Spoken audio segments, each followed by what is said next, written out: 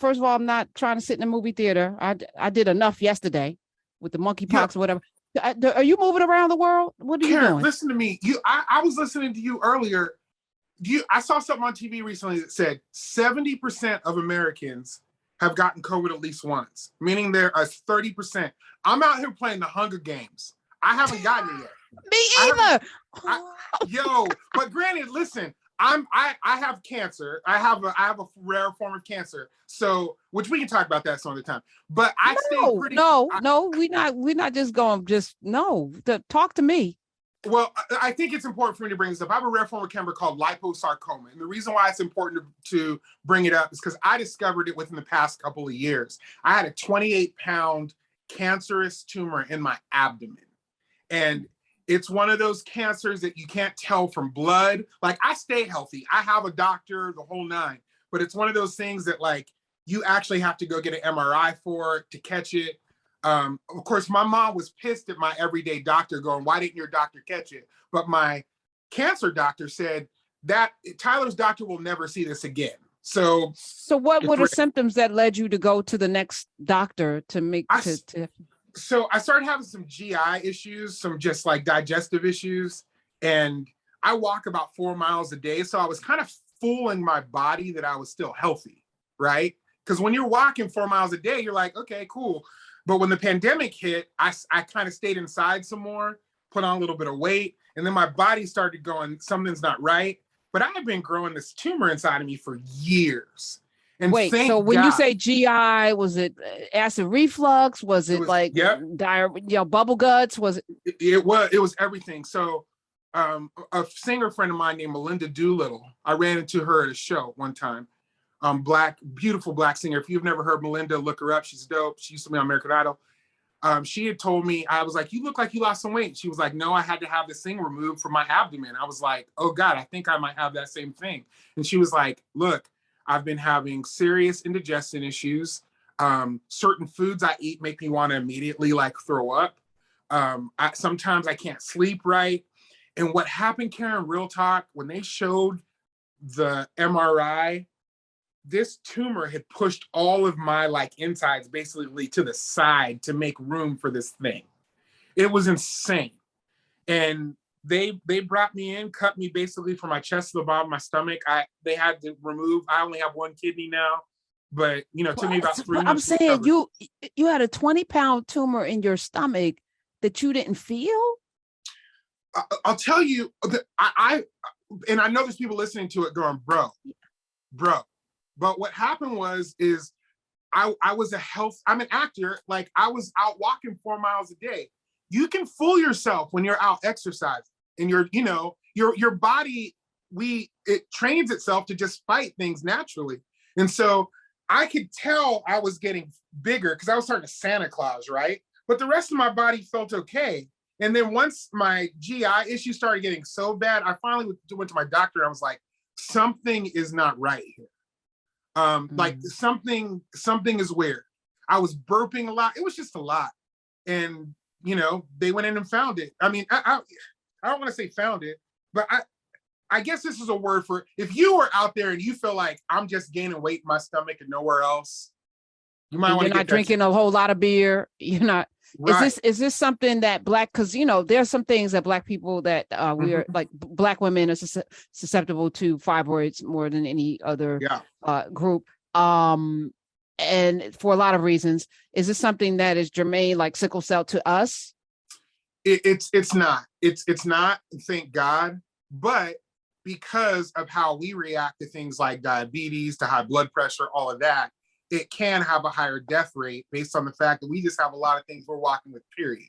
Right. And we don't go we try not to go to the doctors because they don't really take care of us anyway, and they ignore our pain. And here's the deal, Karen, with us, and this is a real conversation we don't talk about a lot. There are some of us Black folks that got money, so we have a little bit of a different kind of privilege when it comes to healthcare. You know what I'm saying? Like, we just do, right? And thank God that, this wasn't 20 years ago when I was struggling, because I wouldn't know. I'd still be sitting here with it, So it's a slow growing buildup of, my God, I'm so grateful. So you say you still have cancer. Do you say that like because it's still there, or you're not in remission? Well, they went in and got 99% of it. They got as much as they possibly could.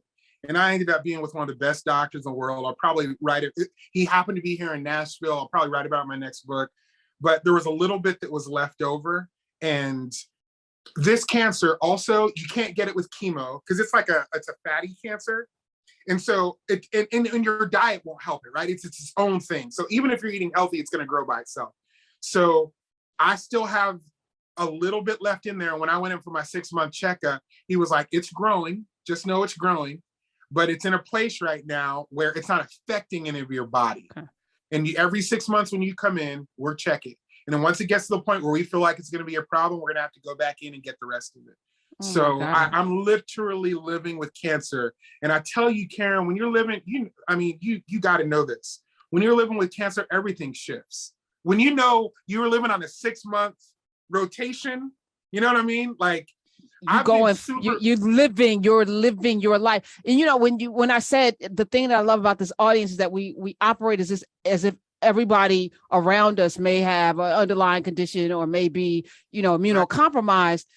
That's the unselfishness of the people that are a part of this family. And I love that because I wouldn't have known that, but we still going to protect one another because you need people to have that kind of wherewithal to know somebody in this room. I'm looking around, somebody in this room's got, underlying conditions. We should be concerned about the person in the room that might be immunocompromised. I'm that dude who wears a mask everywhere, still to this day. Like I said, I'm going to be in New York this weekend at 54 Below. And if you're listening, it's about to be bad. It's my boy Nick Walker is doing a show at 9:15 at 54 Below. But you better believe I'm going to be that dude in the mask like a champ.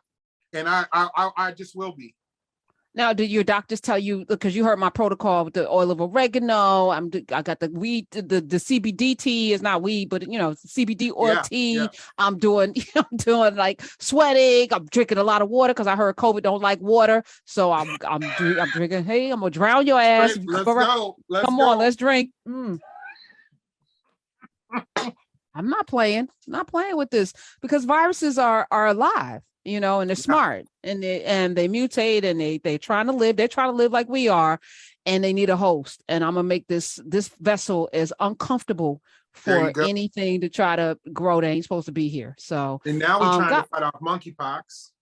Child, I'm so exhausted, but at the same time can't quit. And Tyler, let me just thank you for sharing that and just your spirit alone. I was talking with somebody yesterday who also just suffered from cancer who was with me.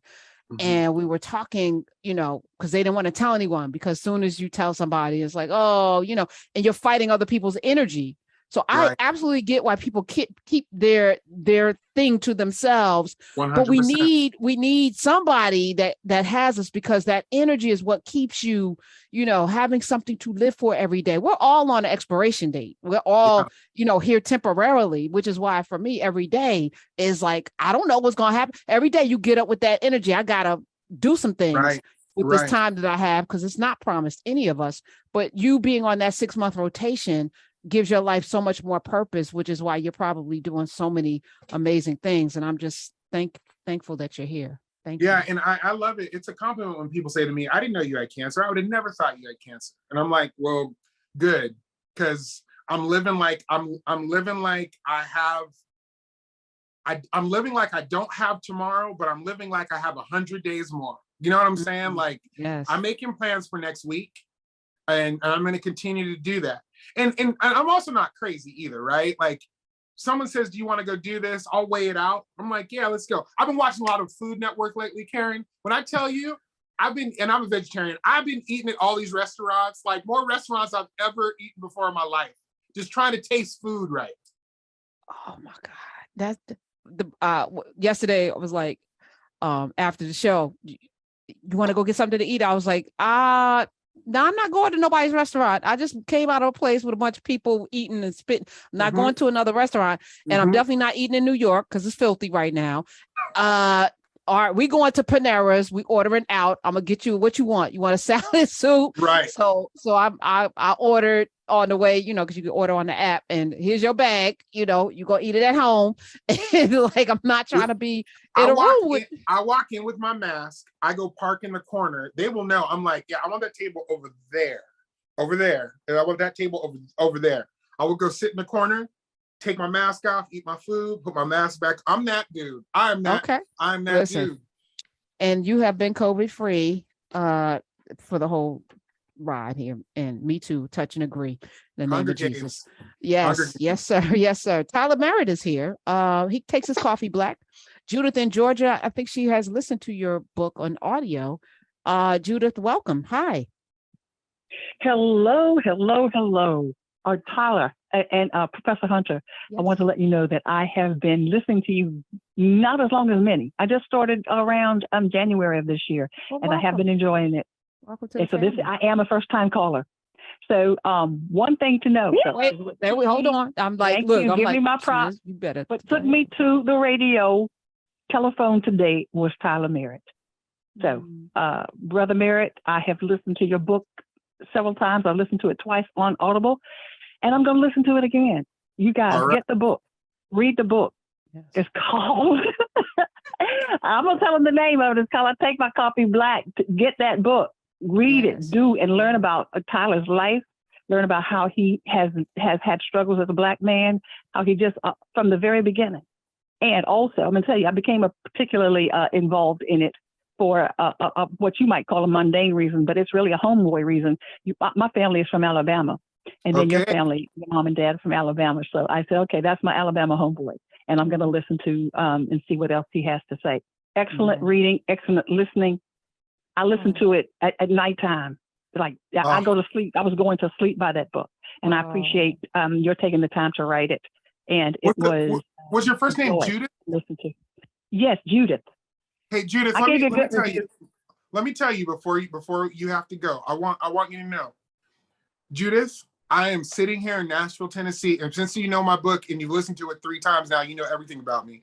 I'm sitting here and I'm trying my best not to just let tears flow from my eyes right now, because you know how personal this book is. And when you put your business out in the street like that, and you actually have people respond like the way that they do, you're taking a chance, you're taking a risk.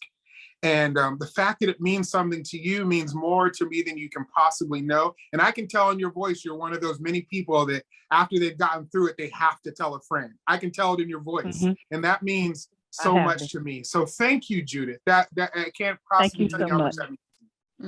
And welcome to the Call-In family. Don't be a stranger.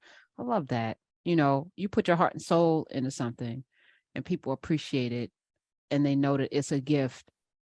Like sharing parts of yourself is a gift. It's a gift. 866-801-8255.